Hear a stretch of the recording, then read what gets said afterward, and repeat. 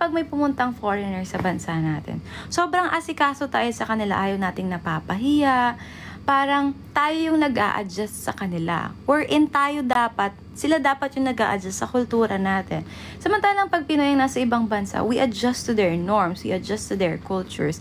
Bakit hindi natin kayang gawin yun sa Pilipinas? Na kapag may foreigner, we teach them how to respect Filipinos, we teach them how to respect our traditions, our culture.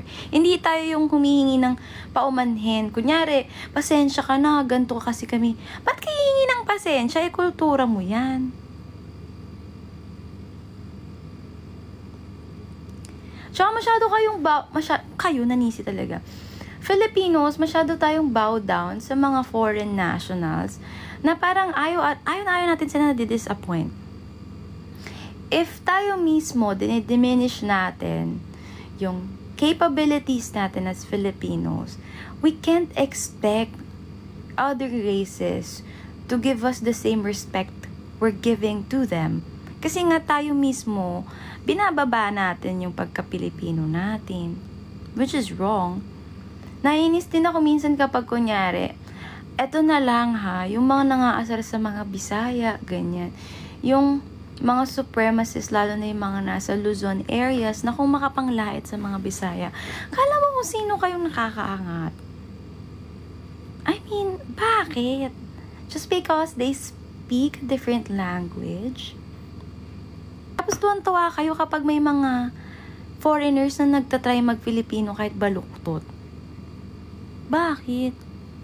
You have that standards pagdating sa mga kapwa nyo Pinoy. Pero pag sa foreigners, tiklop naman kayo, bahag yung buntot nyo. I just don't like it when we feel superior over other people just because we feel like we had it better or we're more privileged. Pero sila, sige yung mga Bisaya kaya nila magtagalog. They're better, I hate to say this, pero when I went to Cebu, they are better English speakers than those who are in Metro Manila. I am from Metro Manila. Tsaka, hello, ang language is a sign of intelligence. Kapag multilingual ka, mga Bisaya, marunong sila mag-Tagalog, marunong sila mag-English.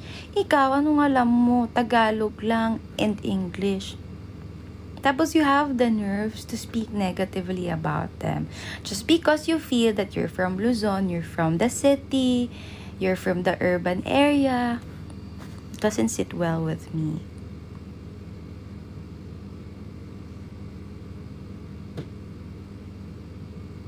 Pati yung, ewan ko, yung mga nag-i-English, kunyari may mga punto yung English.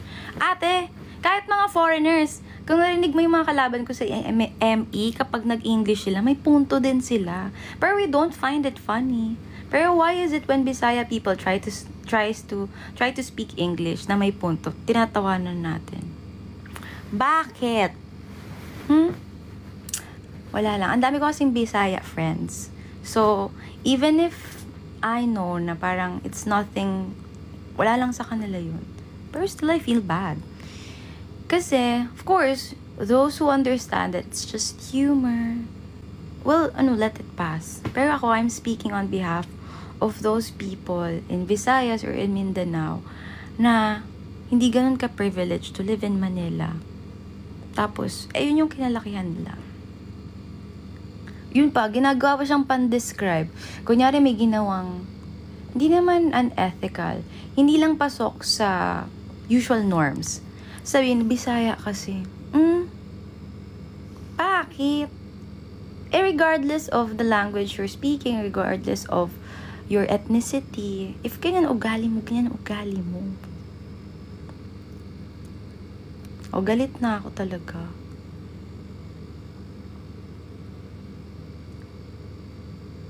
Ay, oo nga. Yung mga nasa Zamboanga, marunong sila mag-Spanish. Yung Chavacano. Po, yung pa. Marunong ba kayo nun? Pero ako in general, I hate it when people hate their own race. Lalo na kapag Pinoy. Hate the people na makes it hard to be a Filipino, pero don't hate being a Filipino. Diba? I-hate natin yung mga tao na nagbibigay ng kahihiyan, binibigyan tayo ng disgrace of being a Filipino, pero don't hate being a Filipino. Hala, may sinabi ba akong irregardless? Wala akong sinabing irregardless. Kilala mo si Wilbert Ross? Oo.